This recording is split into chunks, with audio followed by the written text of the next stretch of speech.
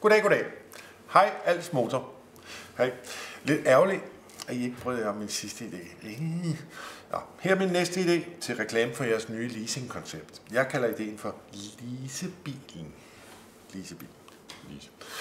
Jeg forestiller mig, at vi fortæller historien om Nick. Nick er 18 år, og han har lige fået kørekort. Han er sådan lidt Nick og Jay-agtig. Sådan baggy bukser, Converse sko, Ralph Lauren t-shirt og så videre. Nick har fået en ny kæreste. Hun hedder Lise. Lise? Lise? Kan du sige dag, Lise? Dag. Nej, det er forkert. Sådan der. Sådan der. Dag. Han kalder hende for Lise Musen. Nå. Reklamen udspiller sig i en bil, hvor Nick sidder sammen med sin far. Nicks far har lige købt en ny bil, hos Als Motor selvfølgelig, og han er arketypen på den del af jeres kunder, der køber biler. Ikke? Han har voksne børn, han er velkonsolideret og økonomisk fornuftig. Og i bilen spørger Nick sin far, om han må låne bilen til en date med Lise Musen.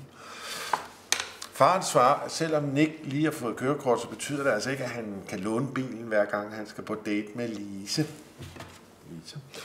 Okay. Han fortæller også, at der, hvor han lige har købt sin bil hos Als Motor, har de netop fået den første leasing-type i Danmark, hvor forsikring er inkluderet i prisen, og prisen er den samme, uanset hvor lang tid du har haft kørekort. Og han fortæller, at han på Als Motors hjemmeside har læst om Fiat, Opel og Hyundai til et par tusind om måneden, inklusiv forsikring. De kører så ind til Als Motor, og i slutbilledet ser vi dem forlade Als Motor i hver sin bil. Faren i sin bil, og Nick i sin nye leasede bil. Det er hovedtrækning i det. Jeg forestiller mig, at vi kan lave nogle reklamer, der følger op, hvor vi ser Nick og Lise Musen på date. Vi kan sågar få Lise til at stille alle mulige krav til bilen, som gør, at Nick må tilbage til Als Motor og få ekstra udstyr i.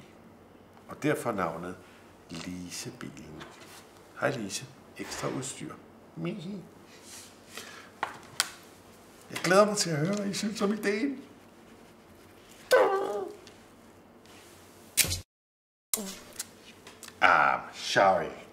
Sorry, jeg bare just one more thing.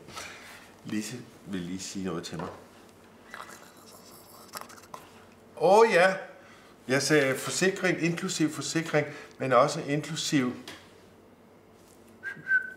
afgift.